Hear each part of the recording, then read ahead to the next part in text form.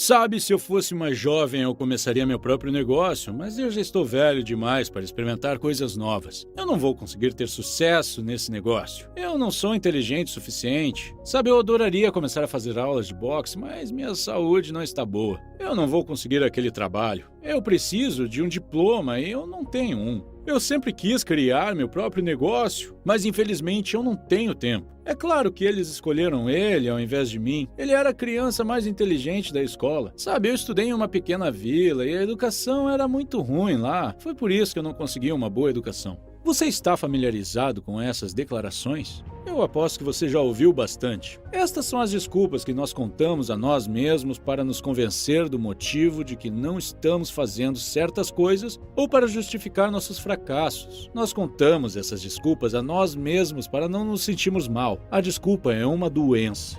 E nesse vídeo eu vou explicar como você pode curá-la. Além disso, eu vou falar sobre várias aulas sobre medo, autoconfiança, como pensar grande e como pensar criativamente. Todas essas lições vêm de um livro chamado A Mágica de Pensar Grande, de David Schwartz. Vamos começar com uma desculpa.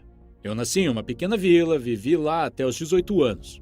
Enquanto eu estava no colegial, nós tínhamos um vizinho de meia idade que falava constantemente sobre seus anos na faculdade e como ele era o melhor de sua faculdade. Ele falava sobre como era difícil estudar durante a época soviética e como ele passou seus anos estudando sem receber nenhum apoio financeiro de sua família. Ele também falava com um grande orgulho sobre os seus amigos, que agora estavam em altas posições em Moscou. Um dia eu perguntei a este homem como ele foi parar numa vila com um trabalho e um salário tão baixo, já que ele era tão bem sucedido na universidade. Ele ficou em silêncio por alguns segundos e depois disse que seu sonho era ir para Moscou, mas ele se casou e teve filhos, e por isso ele não pôde se tornar tão bem sucedido quanto seus amigos. Ele simplesmente disse que não era bem sucedido devido a sua esposa e filhos. Na época, para mim, parecia que este homem havia sacrificado a sua carreira por sua família. Mas após ler o livro A Mágica de Pensar Grande, eu entendi que este homem estava apenas usando sua família como uma desculpa para seu fracasso na vida. O autor diz que quanto mais bem-sucedida é uma pessoa, menos desculpas ela dá. É sempre a pessoa que não chega em nenhum lugar na vida que possui desculpas para por que ela não pode, por que ela não vai e por que ela não é. Você pode receber um pouco de simpatia dos seus amigos, mas você nunca conseguirá respeito se você reclamar demais. Pensamentos positivos ou negativos se fortalecem com repetição constante. Após você se convencer com uma desculpa, seu cérebro desliga e não procura por formas alternativas de alcançar o objetivo. Uma das desculpas comuns é achar que você não é inteligente o suficiente ou não foi educado o suficiente. Esta é muito comum. A maioria das pessoas ao nosso redor o usa em níveis diferentes. Aqui são 3 formas de superar esta doença. Primeiro, lembre-se sempre que sua atitude é muito mais importante que sua inteligência.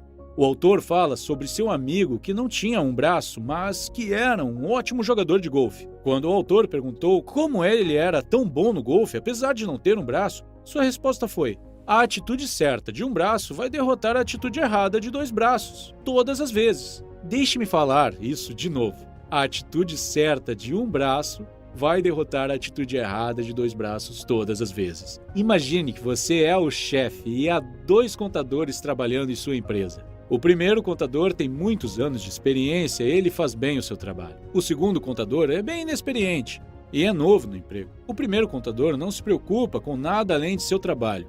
Ele apenas faz o que pedem e é isso. Por outro lado, o segundo contador oferece ajuda a seus colegas quando ele termina seu trabalho mais cedo. Quando alguém novo se junta à empresa, ele o recebe calorosamente e oferece sua ajuda.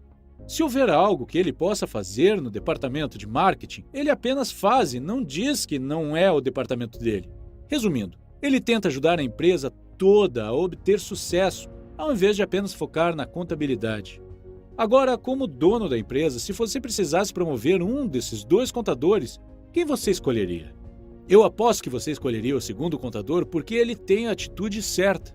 Sabe, ter experiência e inteligência não é nada se você não tiver a atitude certa. Eu vi o exemplo acima acontecer na vida real muitas vezes. Eu aposto que se você olhar na empresa em que trabalha agora, você verá isso também.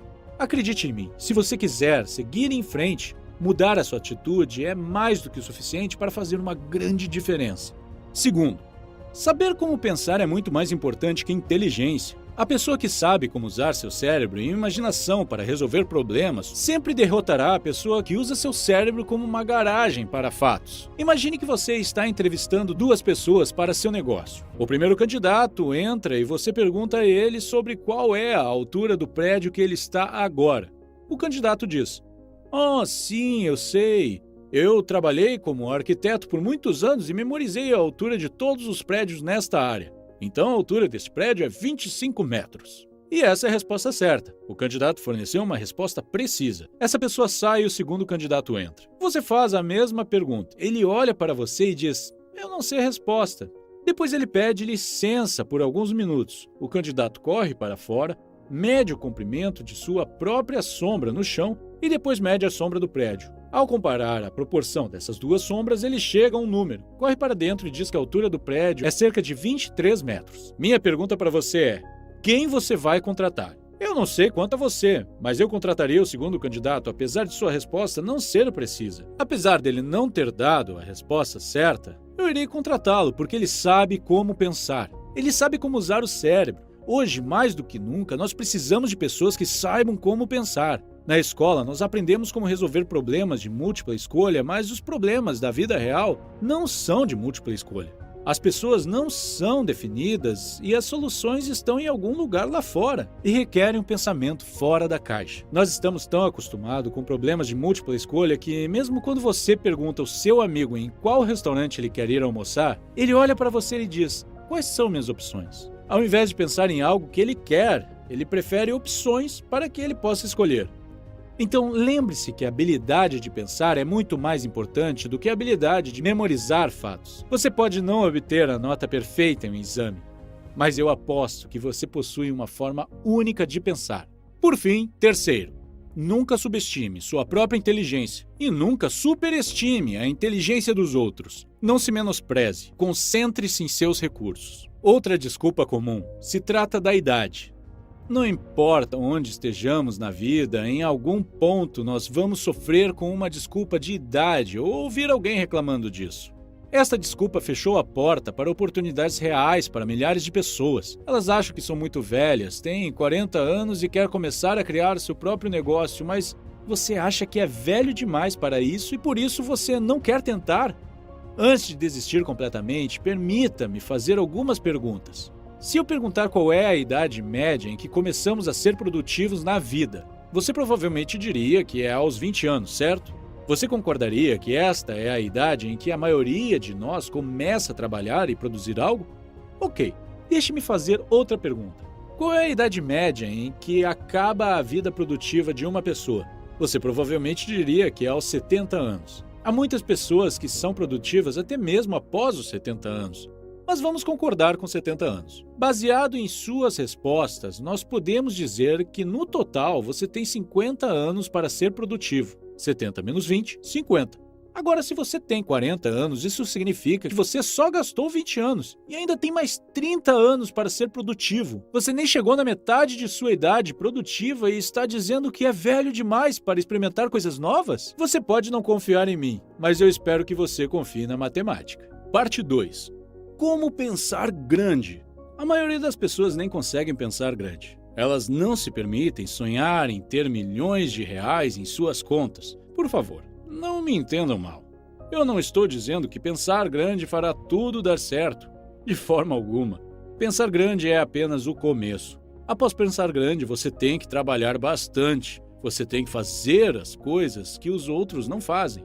Você tem que falhar muitas vezes e levantar novamente. Você tem que ler muito. Você tem que trabalhar de forma inteligente. Há centenas de passos que você precisa dar após pensar grande.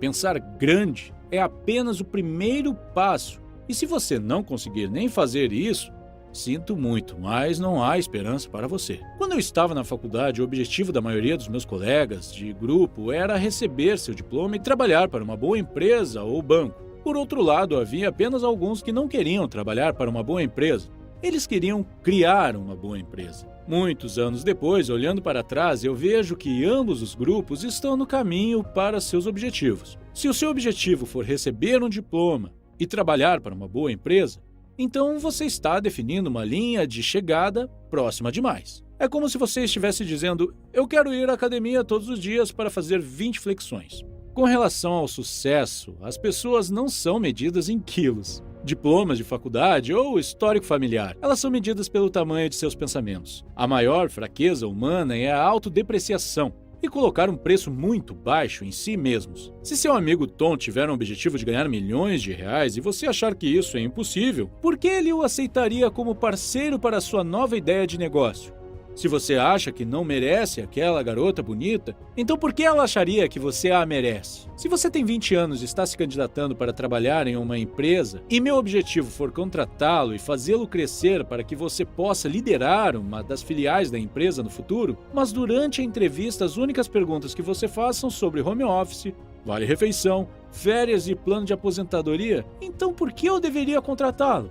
Um último conselho sobre pensar grande quando se trata de discussões e problemas do dia a dia. Se você quiser evitar 90% das discussões com a sua parceira ou no trabalho, então sempre que uma discussão ocorrer, apenas faça esta pergunta a si mesmo. Isto é algo que uma pessoa importante como eu discutiria e perderia seu tempo? Logo você evitará muitas discussões inúteis.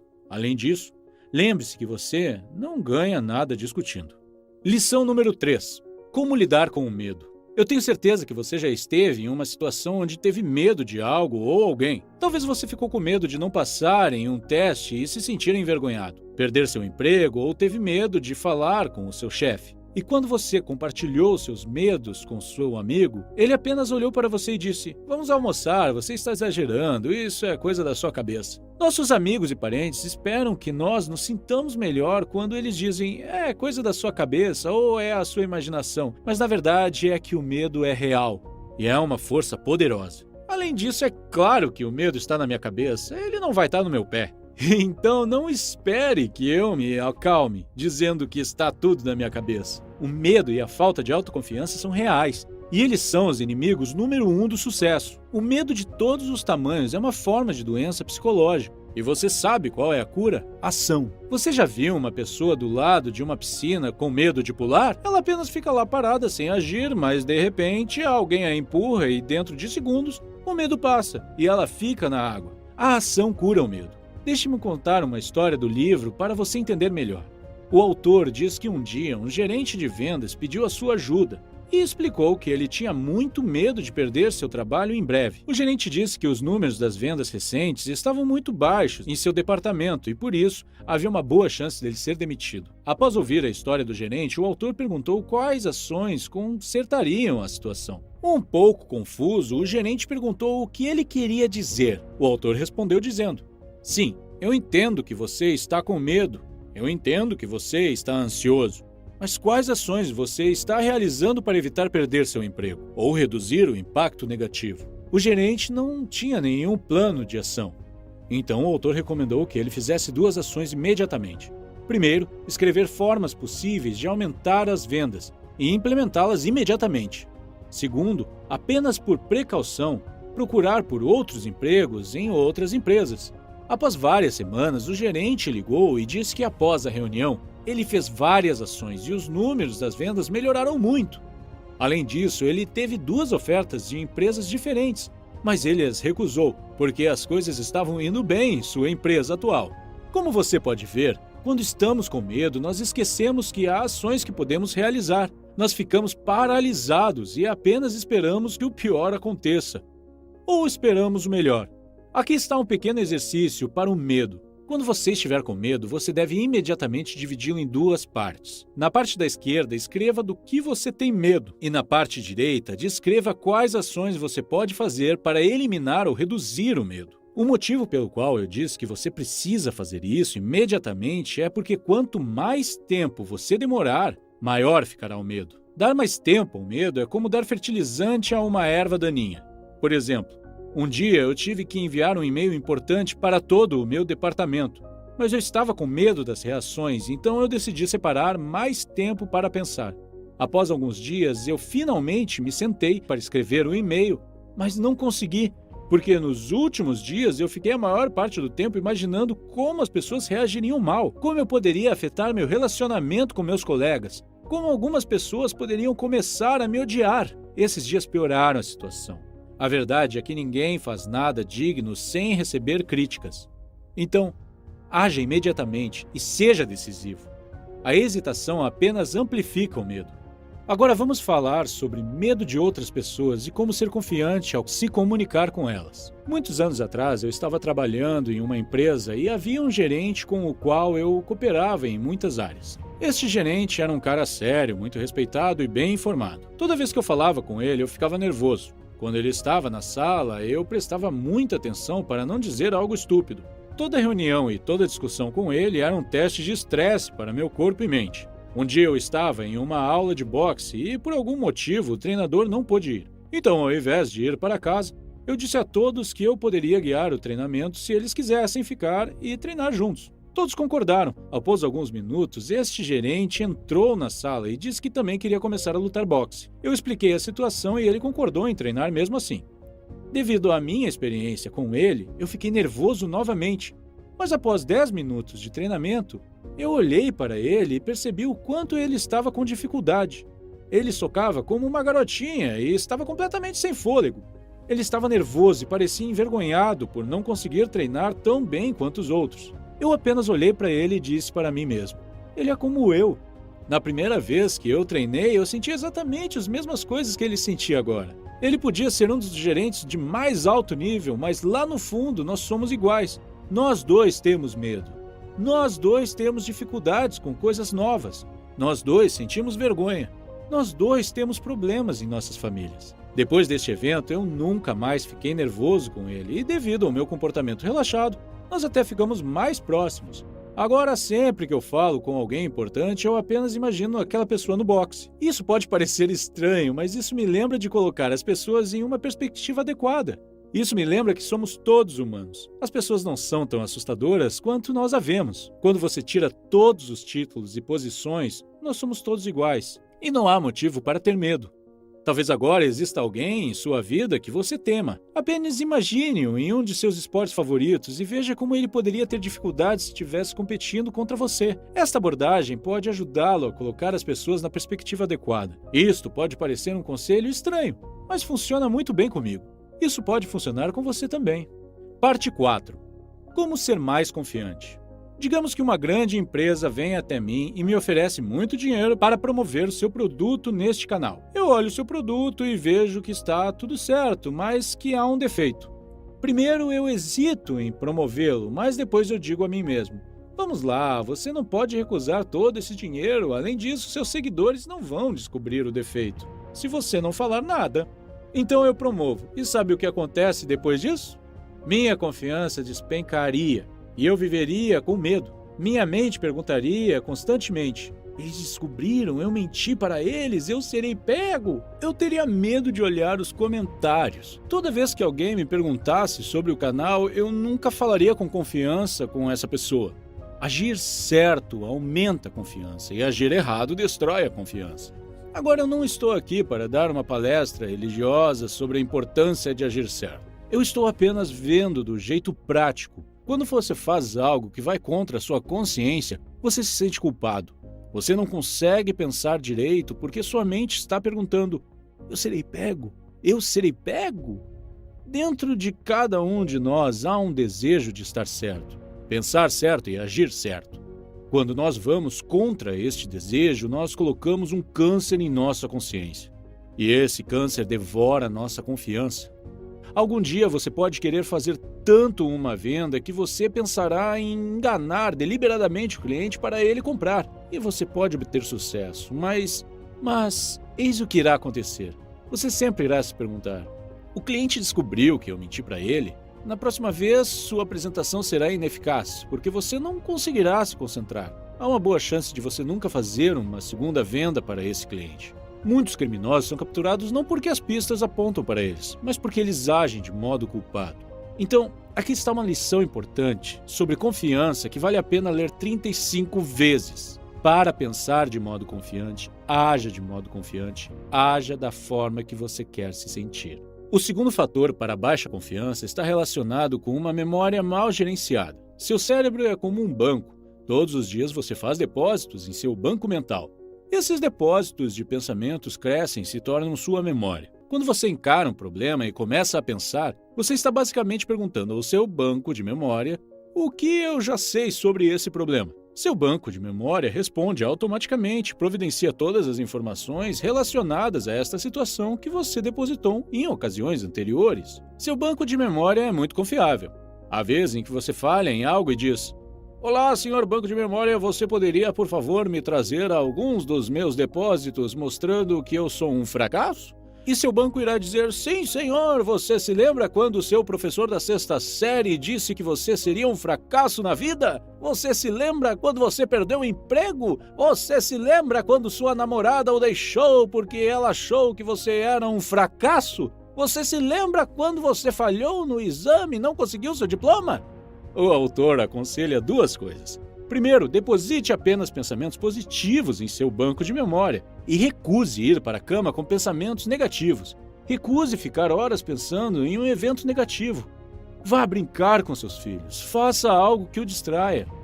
Segundo, saque apenas pensamentos positivos de seu banco de memória. Agora suponha que você diga ao seu banco de memória: você pode me mostrar alguns pensamentos que me darão conforto? E o senhor banco dirá: sim, senhor, e trará memórias que aprovam que você pode obter sucesso.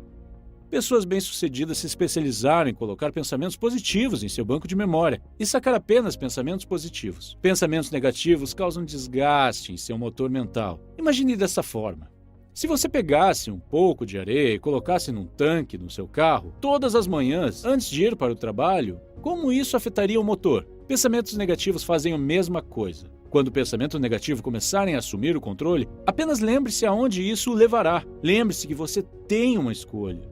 Eu não vou fingir que eu sou extremamente bom nisso. Pelo contrário, eu tenho dificuldades com isso também, mas eu tento me lembrar que eu tenho uma escolha sobre qual parte da história que eu quero depositar. O autor compartilha várias outras dicas para aumentar a confiança. Aqui estão algumas delas. Número 1. Pratique falar em voz alta. Eu aposto que você já esteve em uma reunião ou sala de aula que você quis comentar algo ou dizer algo, mas não conseguiu. Isto acontece com muitos de nós.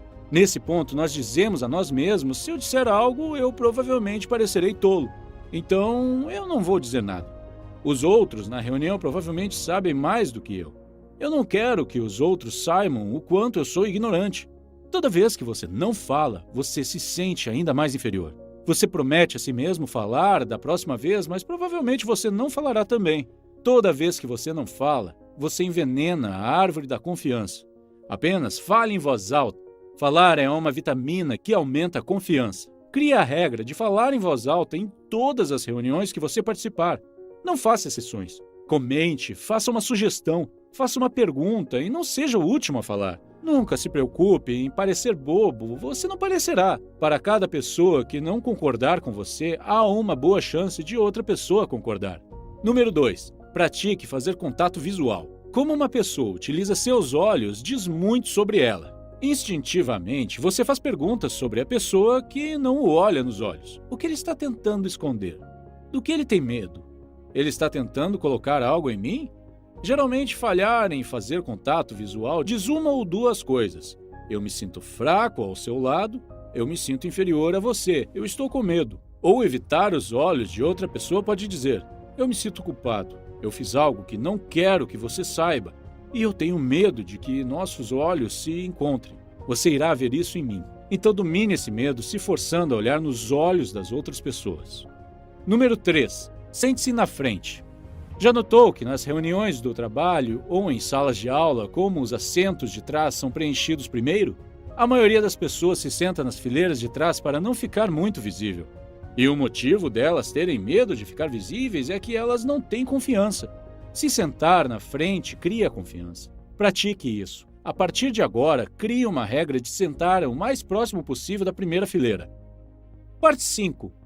Como pensar criativamente. O pensamento criativo não é reservado apenas a artistas, músicos e cientistas. Pensamento criativo é simplesmente encontrar formas novas e melhoradas de fazer qualquer coisa. Por exemplo, um estudante encontra uma forma de gerenciar seus cursos e, ao mesmo tempo, criar um negócio paralelo.